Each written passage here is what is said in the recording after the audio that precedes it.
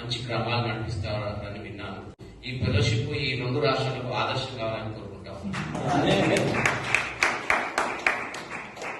ఇంకా ఏంటంటే చాలా మంది మీకు తెలుసుగా ఫెలోషిప్, ఈ సిటీలో ఉన్న ఫెలోషిప్ అందరూ చైర్మన్ ఎవరైతే ఉన్నారో వాళ్ళకు కూడా ఇంటిమేషన్ ఇచ్చి ఒక మంచి సభ పెడితే మీ గురించి ఇస్తే వాళ్ళు కూడా దేవుడు మహిమకరంగా, అంటే నేను గమనించింది ఏంటంటే ఇక్కడ మనం తగ్గించబడతా ఉన్నాము, దేవుడు మహిమపరుస్తా ఉంటాం.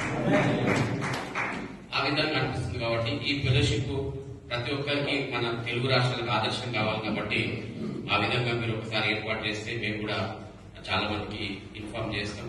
ఒక అందరూ కలిసి దేవుని మహిమకరంగా చేయాలని నేను కోరుకుంటా ఉన్నాను. ముఖ్యంగా నేను మీ మధ్యకు రావాల్సిన విషయం ఏంటంటే మీరు ప్రార్థన చేస్తూ ఉన్నారు సేవకులందరూ. ఈరోజు క్రైస్తవులకి ఎలాంటి రక్షణ లేదు, అలాగే నాయకత్వం కూడా సరిగా పనిచేయట్లేదు. గత 15 సంవత్సరాల నుంచి అన్ని విధాలుగా రాజకీయ నాయకులకు సపోర్ట్ చేస్తా ఉన్నాం, మేమున్నాం, మా క్రైస్తవులందరూ మీకు అండగా ఉంటామని మనం అన్ని విధాలుగా వాళ్ళకి సహకరిస్తా ఉన్నాం. కానీ ఎవరు మన సమస్యల కోసం పనిచేయట్లేదు.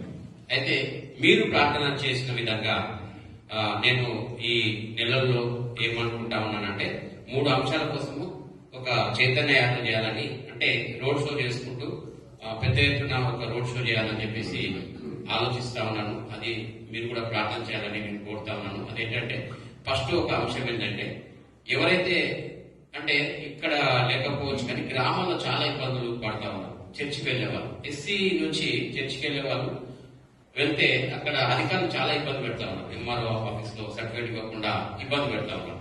దాని విషయంలో మన దేశము స్వేచ్ఛ దేశము, ఎవరికైనా మత స్వేచ్ఛ ఉంది కాబట్టి కులం ఏదైనా మతాన్ని ఏ దేవునైనా నమ్మొచ్చు. కాబట్టి అదే కోణంలో వాళ్ళకు కూడా సెక్యూరిటీ కల్పించాలి, రక్షణ కల్పించాలి, వాళ్ళకి ఇబ్బంది పెట్టద్దు అని చెప్పేసి అదొక అంశం.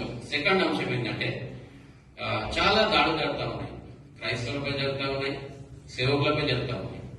దాని విషయంలో పోలీస్ స్టేషన్ పోతే క్రైస్తవులు అంటేనే చాలా చిన్న చూపు. ఏదైనా ఒక రాజకీయ నాయకుడు ఫోన్ చేస్తే ఆ కేసుల్లో నీరు కారిపోతున్నాయి.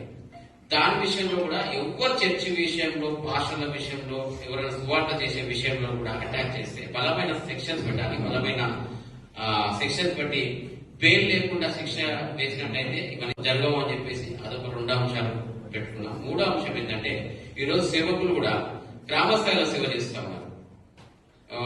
నిజంగా వాళ్ళు వాళ్ళ విశ్వాసం ఎంతమంది ఉంటారు, ఒక 2-3 కుటుంబాలు ఉంటాయి. వాళ్ళు ఇచ్చే దశభాగంలో వాళ్ళు తక్కువ. వాళ్ళు ఒక్కొక్కసారి ఏమవుతుందంటే ఏది లేక ఏదన్నా ఏదైనా ఫెలోషిప్ మీటింగ్ ఉంది, ఎక్కడో డబ్బులు ఇస్తున్నట్టు అక్కడ వెళ్తా ఉన్నారు. వాళ్ళ సమయం వృధా చేసేసి, సేవ వృధా చేసేసి అక్కడ వెళ్తా ఉన్నారు. అట్లా కాకుండా వాళ్ళకు నెలకు 10,000 ఏ విధంగా అయితే సహాయం చేసి ఆంధ్రలో ఏ విధంగా ఇస్తా ఉన్నారో ఆ విధంగా తెలంగాణలో ఇవ్వాలి.